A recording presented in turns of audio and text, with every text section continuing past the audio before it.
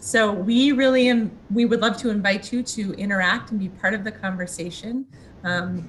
Add questions to the chat at any time, and we will have lots of time for Q&A.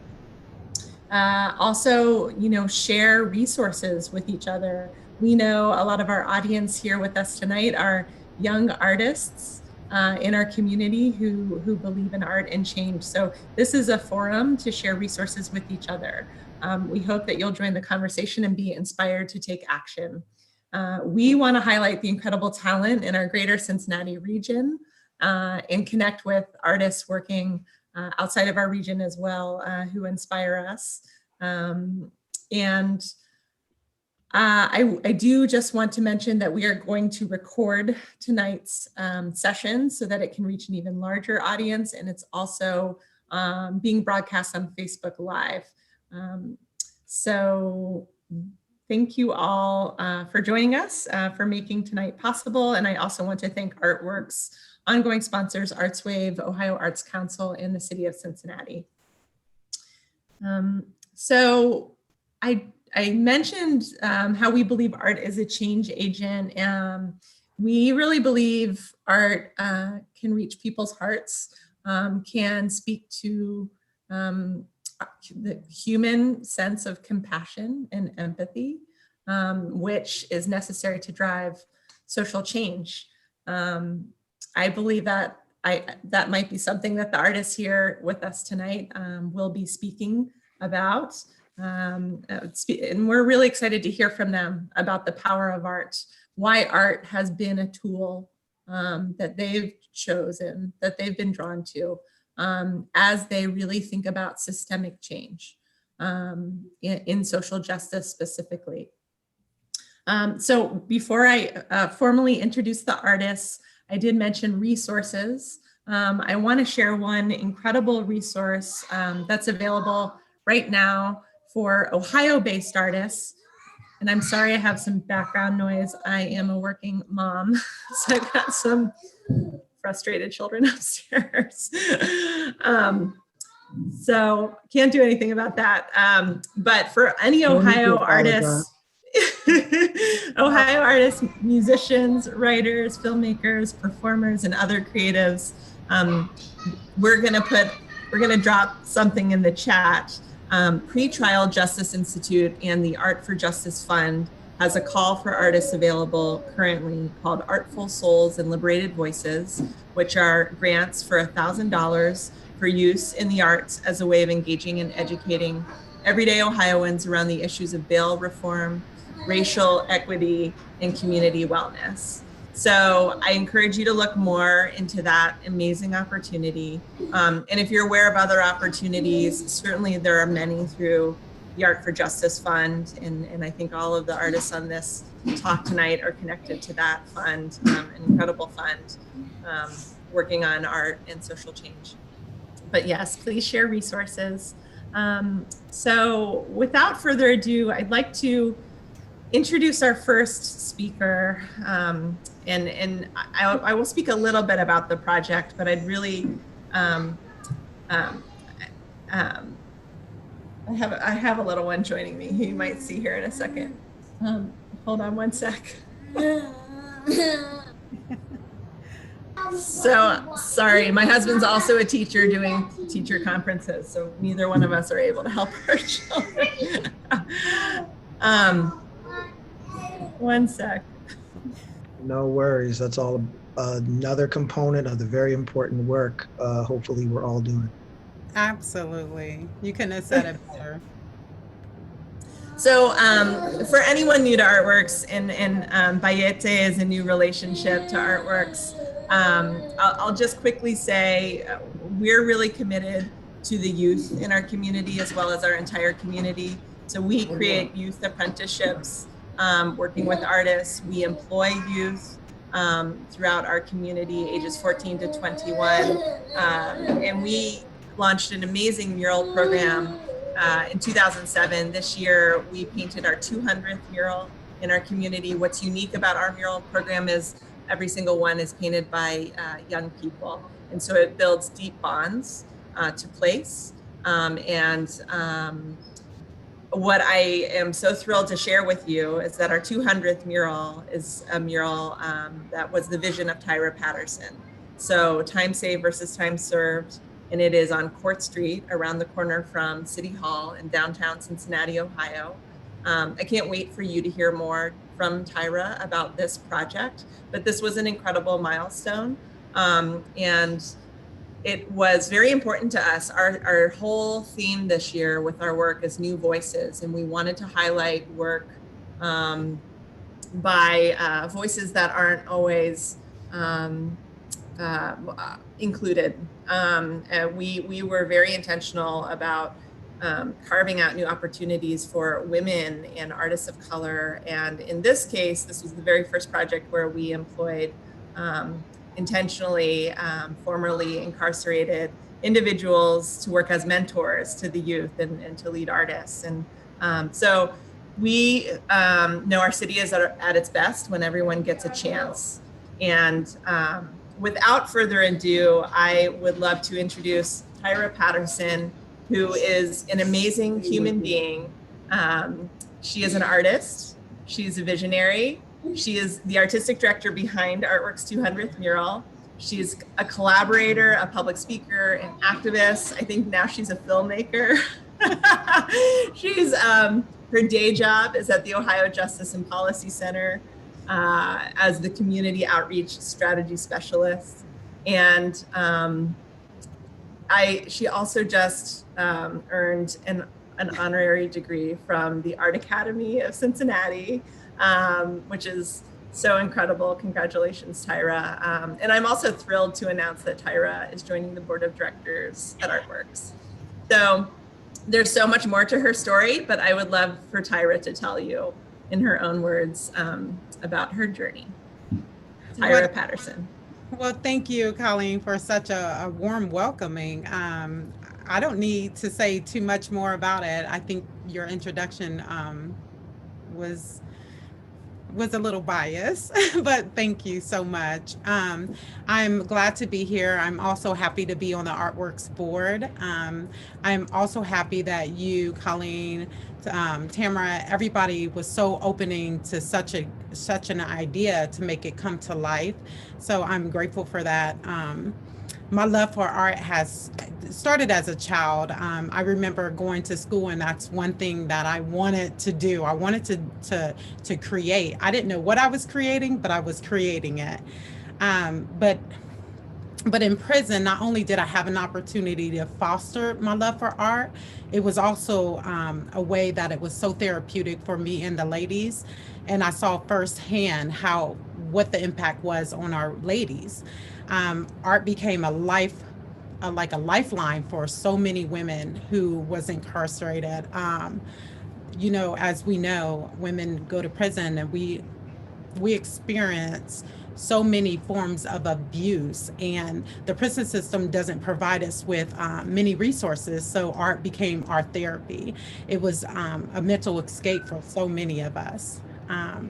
But whether it was drawing, writing, creating jury pieces, it provided that mental escape that we needed. And I couldn't have survived prison without that art. I am not from Cincinnati. I do want to say that I am not from Cincinnati, but I did move here when I came home less than 3 years ago. I was released on Christmas Day after 23 years on a wrongful conviction. I moved here because of my job opportunity at OJPC, where I worked as a paralegal, and now I'm a community outreach specialist. And I absolutely love what we do at OJPC. We represent those who have made mistakes and humanize them. I wanted to become engaged in the arts community, but I wasn't sure how I was going to do it. I lived, when I first came home, I lived over the Rhine, and I had to commute back to work by walking. So I remember walking around, and I wanted to see all the murals. And then I had a friend to escort me to all the murals. And I was like, they're beautiful, and I loved it, but there was something missing for me and the people who grew up in prison or experienced incarceration. And that was that was a social justice mural. I remember attending the ArtWorks breakfast in 2018, and that's when the vision hit me.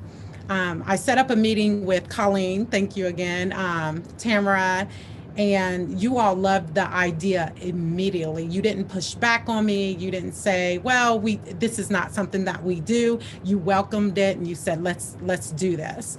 I didn't quite have the concept down, but I knew what I wanted to accomplish. I thought about all the artists I knew from prison, and it pained me to think that they wasn't given this opportunity because of the mistakes that they had. So I wanted to change that narrative. One of the ways we change injustice is by fighting the narrative that people who have been to prison are dangerous people and aren't good people, and that's furthest from the truth. Some of the people who are incarcerated are some of the most brilliant, kind people that you will ever meet, and I'm so happy that you all have an understanding of who they are now because you have worked with them.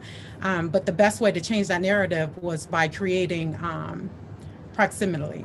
I also knew that I wanted to highlight women, because oftentimes when we talk about mass incarceration, we always use men as the focal point. And and women are being incarcerated at alarming rates.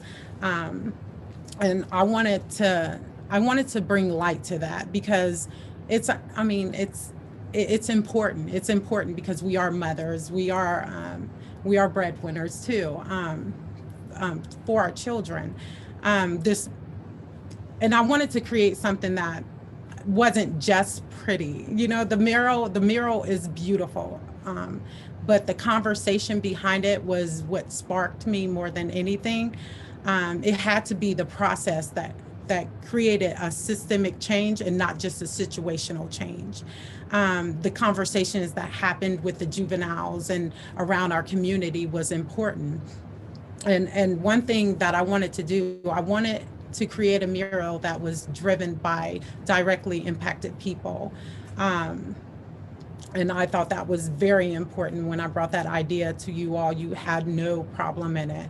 In addition to hiring artist Russell Craig, which you all will meet later, to assist with the mural design, I wanted to hire someone who was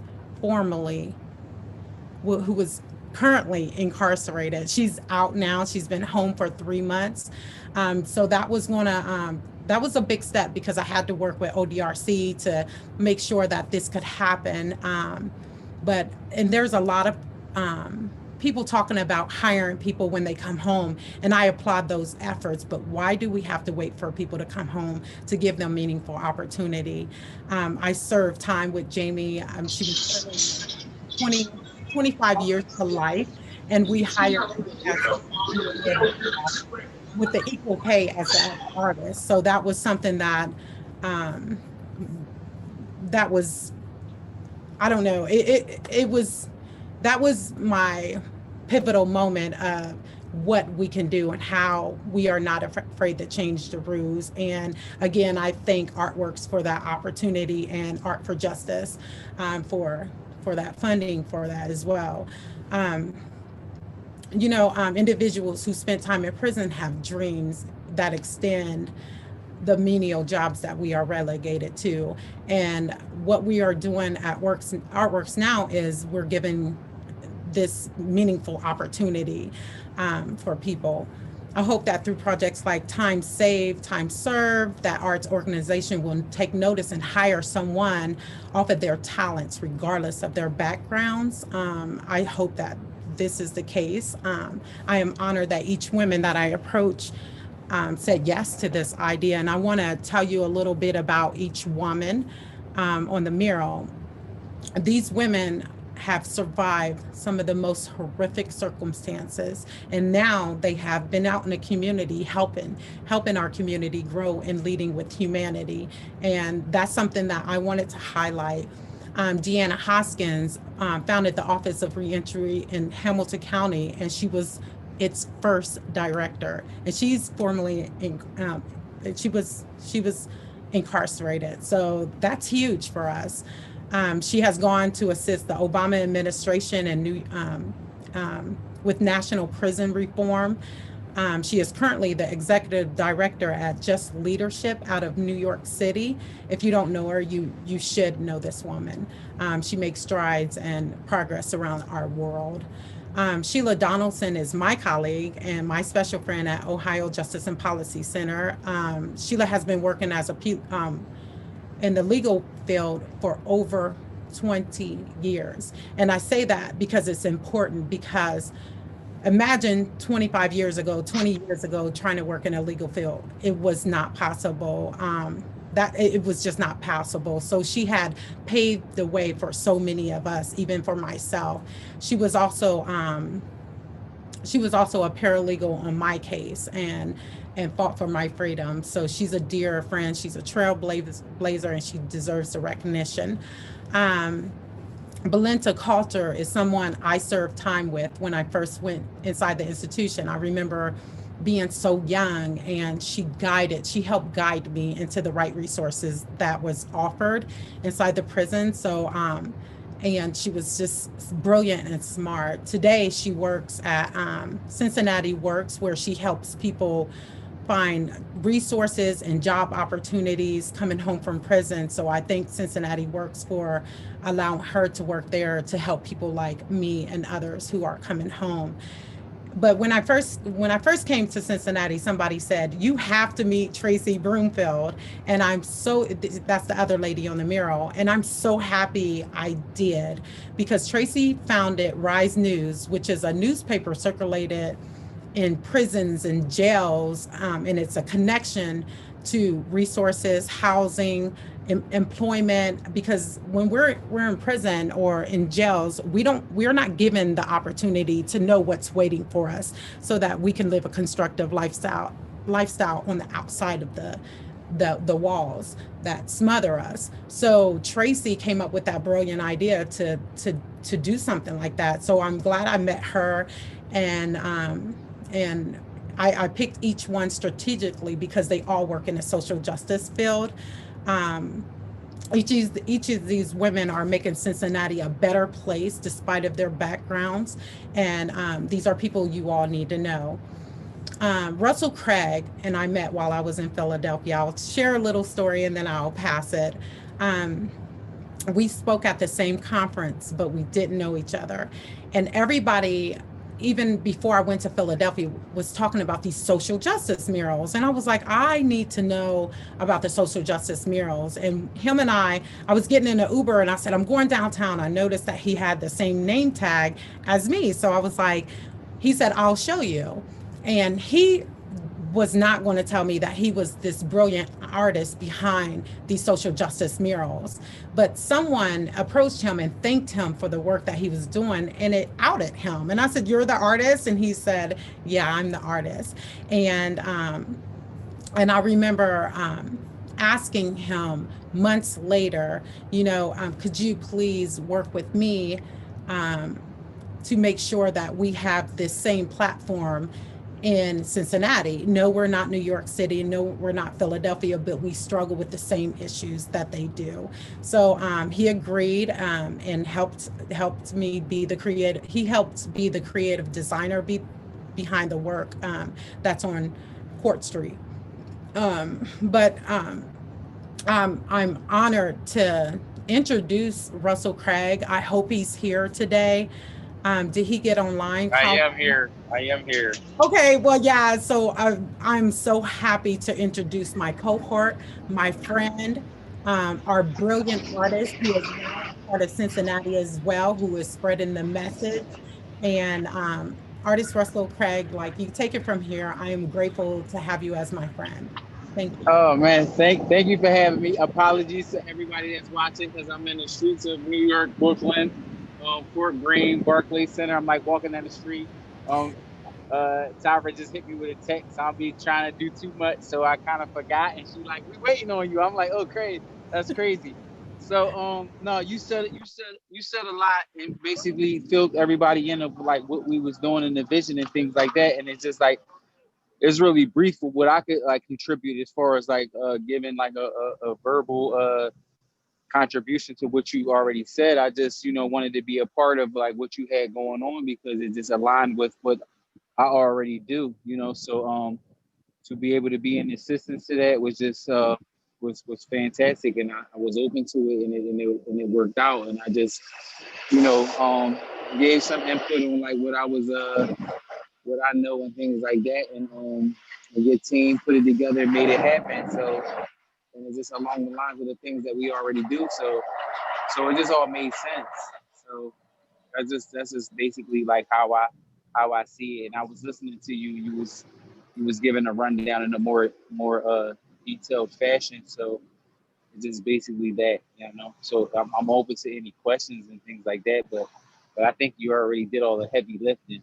And then I'm all like walking down the street. My apologies for all this background noise because I kind of got lost in track as like trying to do too much. There's like so much going on. You're in college. It's okay. You're in college. Yeah. When I go into the house, that's what I got to do. I got to work to do. And that's not everything. That's not like, that's all that I got going on. But that's like piled up all crazy. It's just crazy. Russell, we're showing some of your slides of your work in Philadelphia. We know you're a Philadelphia native. You're in New York now. But would you just talk a little bit more about your, how you got started as an artist? I think I understand that you're a self-taught artist, but you've just built a really powerful career. You have a really powerful voice. I think you've traveled and done art all over the country by now. So could you just tell more about your background as an artist and the work that you do? Well, if we want to talk about like the start, it all started from me being inside prison as far as like taking the art seriously. But like, if you really want to go to the origin, it goes further than that, because I was like a foster kid and stuff like that. I was in the system, if you will, didn't have parents and things like that. And I was in a DHS system in Philadelphia, Department of Human Services, and art was always like a thing that I used to just escape, like escapism of like my situation. So then once I wound up in prison, it was the same thing. It was like I was in this crazy situation, and art allowed me to have like a focus and also like a distraction from my situation. And I just really concentrated, and it never stops. Because even though I got a lot of stuff going on now, and I've been revisiting of like how it's time to elevate and reconnect to the art again, and take it to another level again. It's the time. I'm going through that right now. So it's like you have to find like a tunnel vision in which to get like you concentrate and just take it to another level. It's kind of like working out. Like if you was in the gym, you was working out to get stronger physically and things like that, or something like that, or studying and mentally get stronger, getting in the studio and just creating and doing new stuff that always have to touch on the issues and things like that, but it's always like a work in progress, and there's always a room for improvement. But to kind of go back to what you were saying about the origin and things like that, or like what made me become like an artist when I was in prison, I realized that like me being a felon or whatever, and having quite an extensive record or whatever, it would be hard to get a job. So I knew that I had to like manifest or like create a different way, So then I just really concentrated on art, and I was beginning to believe, like the Matrix. He said Morpheus told Neo told the people in his circle that Neo was beginning to believe, and that's exactly like how I feel. There's a lot of people talking about manifestation nowadays, but like I was doing that a while before people was like talking about it. Like now it's kind of trendy to like talk about it, and it's cool like people being aware of like that you can manifest, you could really believe in yourself and make things happen. I am that. And like art in motion, walking down the street right now. You know what I mean? So it's like I was just believing that like I truly believe. It wasn't like a plan, like, oh, let's see if this worked or not. No, I really believed solely that like art will be my way out, my ticket out, and that's what happened. That's what happened. To get connected to Agnes Gunn, Art for Justice, and we got a show at MoMA and all that old stuff, and connecting with Tyra, like she had her vision and be able to be an assistant. All this stuff, came from this like believing, because I come from a different world. Like now I walk down the street and people don't understand how deep the story get. I'm just some guy walking down the street, but anyway, that's just like where it come from. It came from a belief, you know what I'm saying? And then you gotta like Matrix again. I can keep using that movie as a reference. Like there's a difference between knowing the path and walking the path. Then you gotta walk this path and make it happen.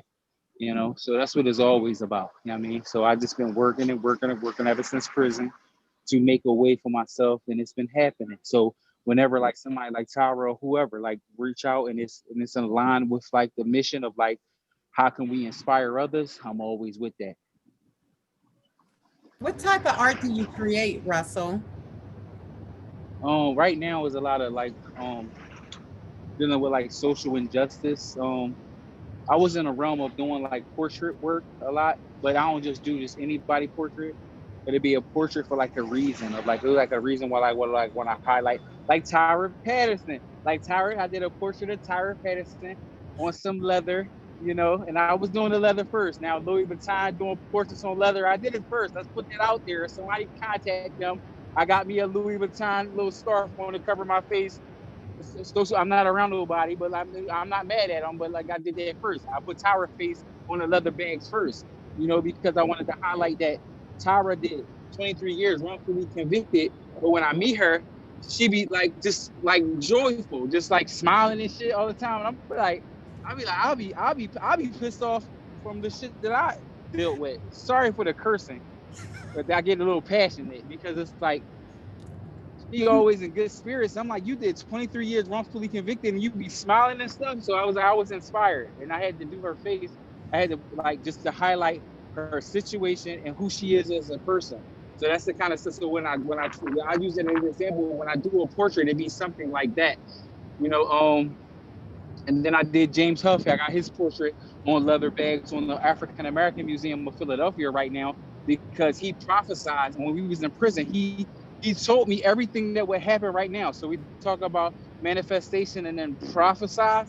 Like he detailed told me this would happen years ago, and it's happening. So I said I had this. So I proposed to put his face on the African American Museum, and it's all is there right now. And you know, that's the kind of work. I mean, I could go on and on and on, but that give you like an idea of like what inspires me to do some stuff. And I got like a new approach that I used to worry about, like would the people be able to dig where I'm coming from, but I'm gonna just do it anyway. Like I got some new work that I'm about to hit y'all with. I gotta finish my schoolwork, then I'm hitting the studio. I got some new work that I'm gonna hit y'all with a whole new style. But it all makes sense if you pay attention. I'll break it down, you know, as best as I can. But yeah, I'm about to come up with a new approach. And one more question, and then I'd love to turn it over to Bayeté, and then we'll open it up for more questions. But it does, a lot of the images we're looking at are layered materials that you paint over. Can you talk more about the materials you choose and the significance behind them? Well, what I'm seeing right now is the leather bags. Right now is like an image of the one that's on the African American Museum, which I was talking about. What I chose James Huff to be the focal point in the center, and then there's like other little faces on the side. And he did 27 years, so we got 27 like faces, and then also the many faces represents like mass incarceration, like many black faces that's in the prison system, and then like the leather bags, and it's like these different tones of like black, like you know, black tone, because like black people we come in different shades and things like that. So it's like you getting that. Then also it's like you see the green, black, and red. So you have the Pan-African, because I am kind of like pro-black, you know. I don't be like real extreme with it, but like some might say so. You know what I'm saying? But I'm definitely a part of that is in me. So like you know, I got the green, black, and red. And then you got the like also the green, red, and then with the brown, and it looked like Gucci because like the bags is like Gucci, and I'm just making that connection because they had a racist campaign up and they had the blackface hoodie or whatever, and I wanted to touch on that because how they make a mockery Prada, Burberry, and Gucci, H&M. I remember that time where they all had these back to back racist campaigns or whatever, and like black people be buying a lot of these stuff. Like me, I just bought a whole lot of like expensive clothes and stuff like that. And a part of me used to be not Gucci in them because they did a straight up right in your face, like we don't deal with you black folks or whatever. I want y'all wearing our stuff. And it was so blatant. And then I did a piece. So I bought a Burberry coat and then I cut it up into many pieces and had my assistant sew it back together. And I painted a portrait of Michael Donald, who was once in 1980, and his mother sued the KKK for $7 million and won the case. And then those guys wound up locked up. So I took the H&M shirt and cut the justice part off and put it there and things like that. But because I was kind of like not feeling how Floyd Mayweather wore all his Gucci after the fact that this hit that everybody knew that they had this racist campaign. But now I kind of understand it, because it's like they try to tell us that we can't wear the finer things, but like we great, you know what I'm saying? They can't deny who we are, you know what I'm saying? So that's a whole nother deep conversation that I don't know if we want to go to right now, but it kind of goes into when you asked me about the layers of this piece. So all that stuff, I went into the Louis store the other day. I got a Louis scarf around my neck right now. I'm not really big, like I don't move me. I'm not like I gotta have it, but I just did it just to try it, like a social experiment, if you will. And the lady charged me an extra $100. I gave her $200. You know what I'm saying? Like, and then I was like, oh, then it made me understand like where Floyd and it was coming from, because they be thinking like we can't wear this stuff, like we not good enough to wear this stuff. So it's like,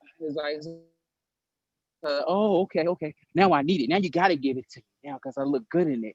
I'm about to start working out like I look like a model. But as far as go back to the work, let's just talk about the social, injustices and things like that. You know what I'm saying? The black body being mistreated in the prison system and things like that. And like, I was just explaining to somebody, I had this 7 years and they made up a case about me that I didn't even do it. I visit my cousins. They had drugs in the house. Police raided the house in an investigation that my cousins and them was involved in. I knew nothing about it. And I wound up doing 7 years behind it. You know what I'm saying? And then I meet Tyra, and like Tyra did 23 years. That's it. So it'd be like, it made me be like, oh, like that was nothing what you did, because I ain't had nothing to do with none of that. And I did, and because I couldn't tell on my cousins, because you can't snitch. And then I can't snitch on my family members. So I was just unfortunate that I had to get caught up in that raid and I had nothing to do with that. But the Tyra did 23 years wrongfully convicted. So it gets worse. So, so this is real out here. Like they talking about coronavirus, you're supposed to wind up dead. And if you black, you got it the most. All this crazy stuff. I don't got my mask on because I'm not around nobody, but I play the game and I was like, oh, since I got to wear a mask, let me get Louis Vuitton, Versace masks and all that stuff since we got to play this game. So Russell, yeah, thank you for joining us. I also want to give the mic over to Bayeté Ross Smith, who's joining us also from New York tonight, a really incredible artist, and we feel really honored and make sure there's some room for Q&A. I'm sorry that I was going over. No, you're amazing. We're so glad you're here. And you were speaking about your personal experience, which is super vulnerable. And I was watching Bayeté's TED Talk, and it just reminded me, I wrote a few things down, but he was talking about making something productive out of a negative experience. And I think your artwork is so inspiring. And Tyra, you're both of you are so inspiring. But I would love to give Bayeté a little bit of time to share also his amazing, inspiring artwork. Bayeté is a photographer and artist and education worker who lives in Harlem. He's a presidential leadership scholar, a TED resident. We're going to share his TED Talk and Instagram and website so that you can learn all about him in the chat. His work is in the collections of the Smithsonian Institution and Oakland Museum of California, many museums, Birmingham Museum of Art. And I also know that he has been supported by the Art for Justice Fund as well for amazing work. His bio is incredible. I could spend probably 10 minutes just introducing him. But if you're not familiar with his work, spend more time learning about him, watch his TED Talk. I can't wait for him to share more with you in his own words about what he's working on. Bayeté, thank you for being with us. That's always the trick with Zoom. You like mute yourself so your background noise doesn't sidetrack other people's talking, and then by the time it's your turn to talk, you forget to unmute yourself. Thank you very much, Colleen, for inviting me. It's a pleasure and an honor to be here with you, Tyra, and Russell. It's good to see you again. One of the things I'm going to talk about, Russell doesn't even know about, but it's a plot, a plan for something that me and him might be able to collaborate on. I've been putting the bug in his ear that we need to collaborate, for years, and I finally might have the right scenario coming about. But I'll get to that momentarily. The image you're seeing here is an image from a series I've been doing for about a decade, a little over a decade, called Our Kind of People. And,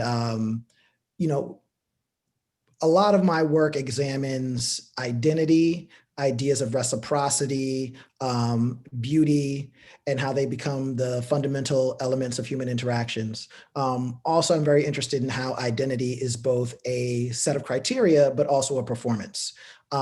We perform certain senses of identity for the public so that people know how to interact with us, but quite often historical preconceived notions and biases and assumptions come into play that make it difficult for people to receive, or I should say properly receive, the message that we're putting out about ourselves and about each other.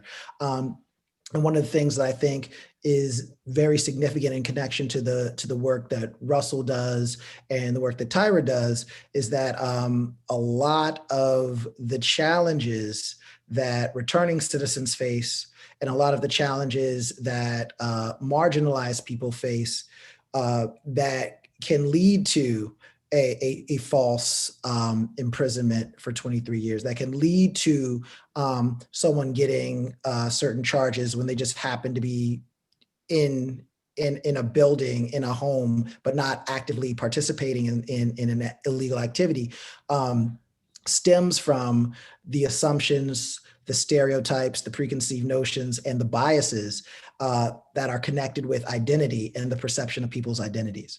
So Our Kind of People is a series where I have people of various backgrounds dressed in clothing that they all own. I photograph them in the studio. I keep the lighting and facial expression the same in each image. And I have them have a blank facial expression. And so the goal here is that as you look at these as an audience member, the only thing that changes from image to image is the clothing, right? So there's no sense of emotion because their facial expressions are blank. And then from subject to subject, the only thing that changes is their face and their ethnicity and their gender. And so my hope is that when people engage with this work and see it and experience it, every individual person who encounters this will be pushed to question their pre-existing beliefs and their potential biases. Now, we all probably have some type of bias, and all of our biases are potentially different given our background. And I think, we live in a time where it's very tricky to try and tell people what to think because there's so much information out there. People feel like they have a good amount of access to information and can learn things on their own. And people are very skeptical of a authoritative voice and a judgmental voice. But what I think we can do very effectively, and what I hope to do with this project, is push people, is to create experiences that push people to question their pre-existing beliefs. So Our Kind of People, as I mentioned, is a project I've been doing for several years. And recently I decided to develop a public campaign around that project, a digital campaign that you're seeing some of the images from now. Utilizing Instagram, my digital platform, and the digital platform of an organization called Photodemic. And so what we're doing is we're publishing images and videos that I shoot and quotes and statements from different people who I encounter and can photograph. But also we're helping people create a lot of do-it-yourself content so that they can replicate this process with our guidance in order to create a lot more content and create a lot more voices than I would typically be able to create if I had to physically go around and photograph all these people and shoot video of all these people. If I can share my screen for a moment, I can go to the Our Kind of People Instagram just to give you all a visual on that. And then I'm going to give you a visual on another project that I'm going to try and talk Russell into working with me on. I already told You didn't I'm know this with was it. also a pitch session, bro. No, yeah, we've been talking for years, and I'm with it. We tried to work out some other stuff, and I'm here now. I'm in New York. I'm ready. Let's do it. Well, I think this is dope. I'm gonna get to it in a moment, but I think you'll really dig this. First, is the capability to share my screen here yet? Okay. Bayeté, we need a moment to stop sharing our screen, but we can get you to share your screen here shortly. Okay, no worries. So with our kind of people, one of the key elements is giving the subjects some power and agency in defining themselves. So they select their outfits. This is outfits they wear on a daily basis that represent the way they exist in different spaces in their lives.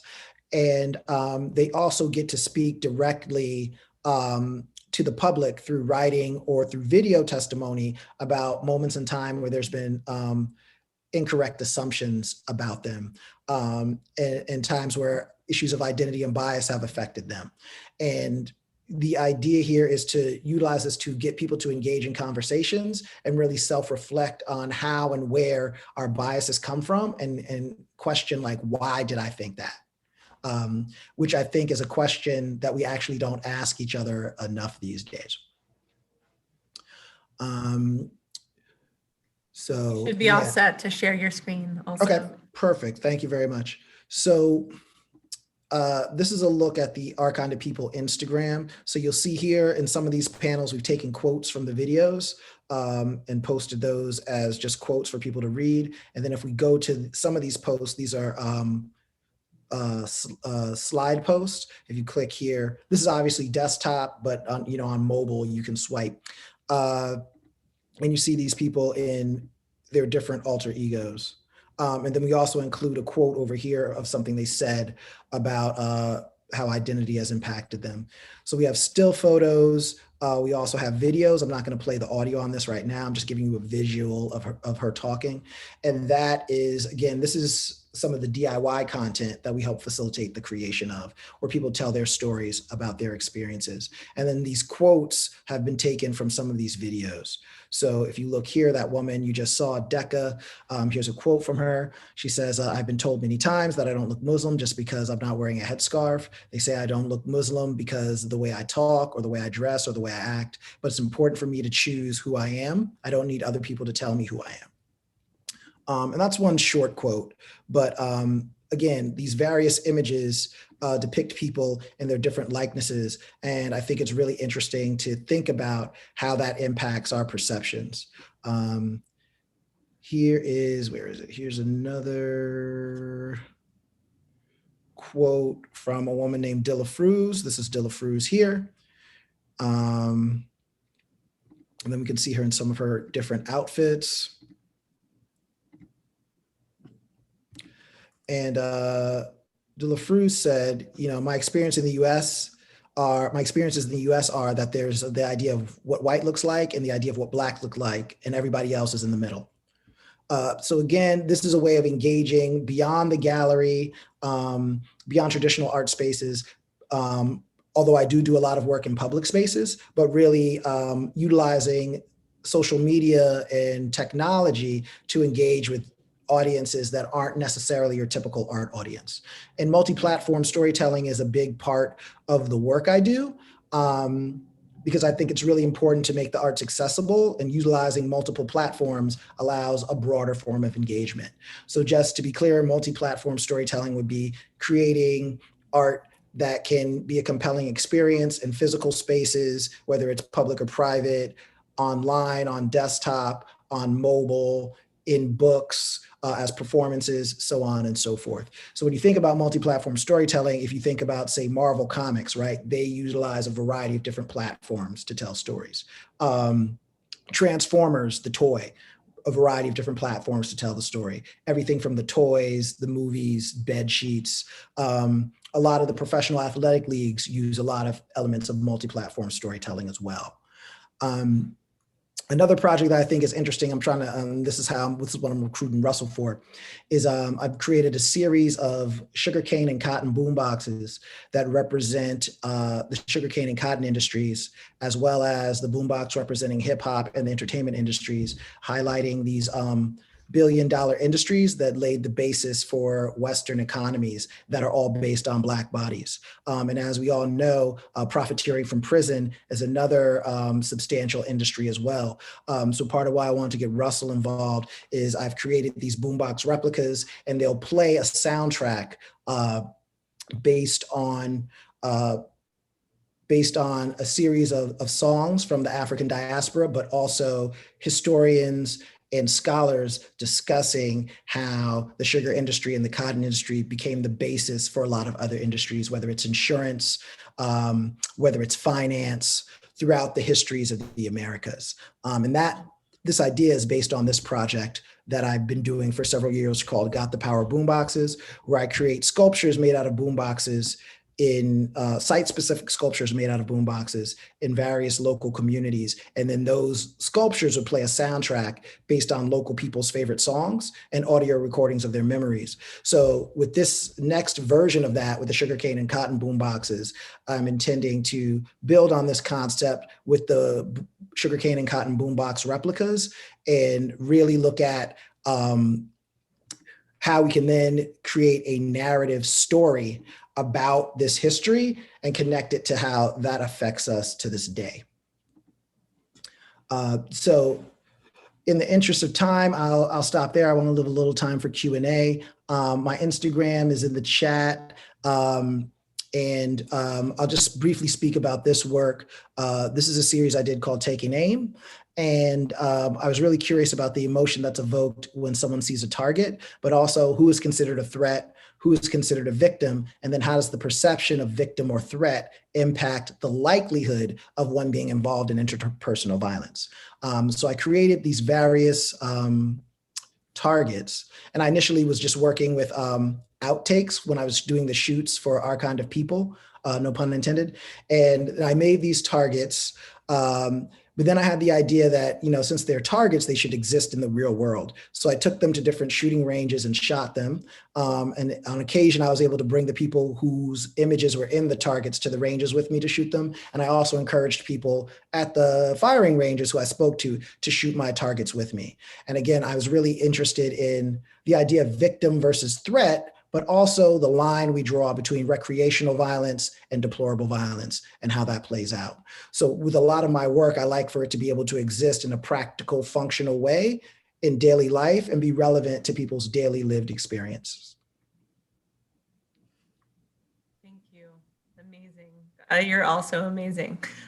There was a comment for Bayeté when you were talking about, I think it was Our Kind of People, and just curious about how to do something like that. Just talking about how it's a fascinating project and would love to do some more of this locally. And I guess I was curious, have there been public installations or kind of local responses in various communities? What might that look like, since there's an invitation for the community to participate? I've done some public installations in like municipal buildings. Like I did an installation of this at San Francisco City Hall years ago when I lived in San Francisco. I have not had the opportunity to do large scale like public art. Like I haven't, no one's ever been as impressed with my work as Russell's, where they wanted me to put it on the side of a building. But that's something I'd be open to for sure. But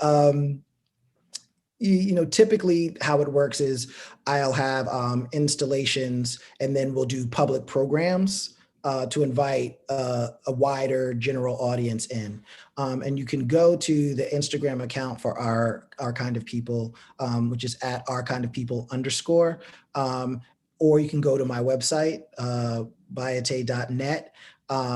And if you click on the Our Kind of People campaign from my website, there's information about how to get involved. And anyone can also email me directly if they want to get involved also, because I really want to collect a lot of different voices and perspectives related to this subject matter and really create the digital space of Our Kind of People to be one of the quintessential places people go to for thoughtful, in-depth discussions about identity and how it impacts how we interact with one another.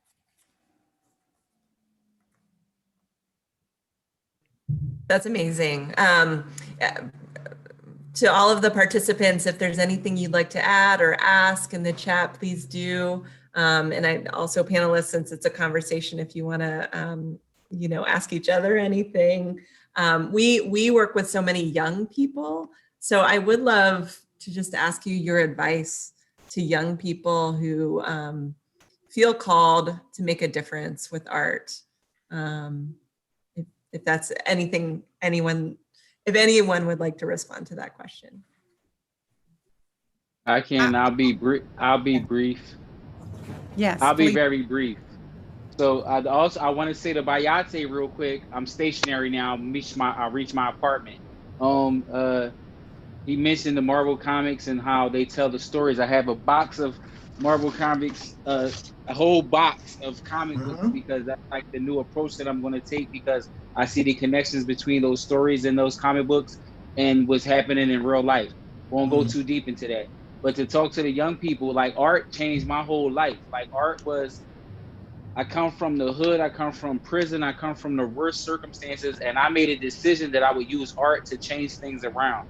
So if they truly believe and want to pursue it, get lost in it, because that's what I did. I got lost in it. Like, it wasn't like I did it or half believed in myself. I really put everything in it, really believed in myself, like the Matrix movie. He's beginning to believe and pursue art. And then definitely, Bayeté, we can connect. We already know, like, you haven't reached.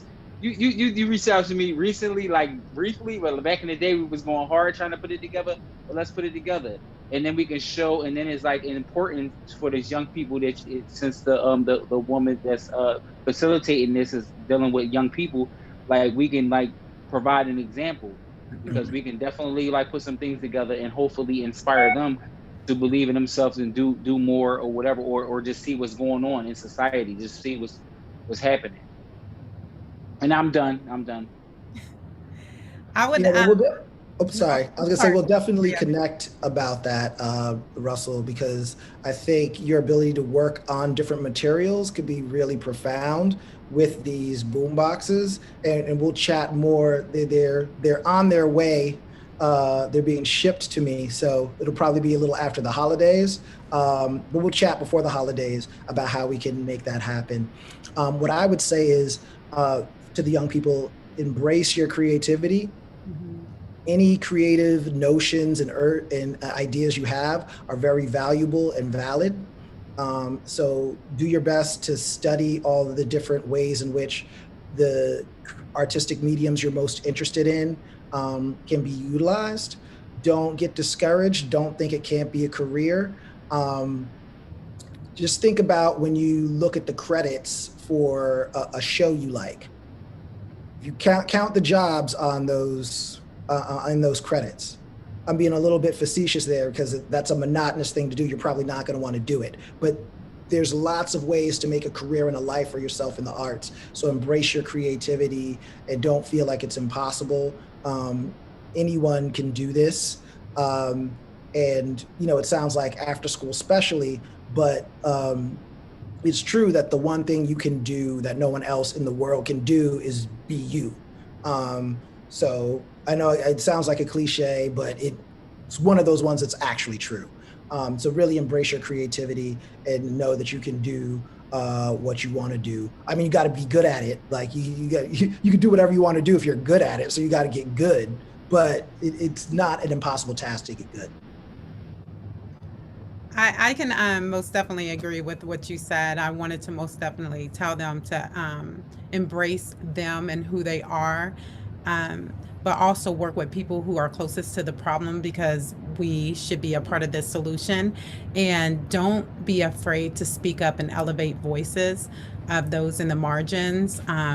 Your future is our future. You are the future, and it's so important for you to go after your dreams and believe in yourself. If no one else believes in you, trust me, you have to believe in yourself.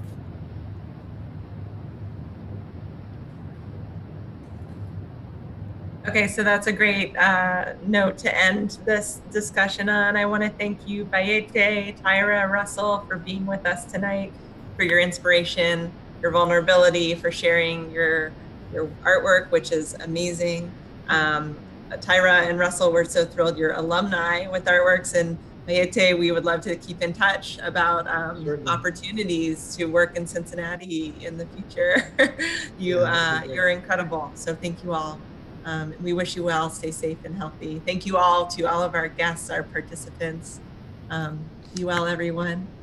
And in the chat, I think my team is sharing, we have some items for sale, a holiday sale, including we did commission a pin in honor of our 200th mural. So that's something you can check out. And all of the merchandise is designed and created by ArtWorks alumni as well. But thank you. Have a great night. Take care. You too, Colleen. Thank you for having us. Thank you for having us.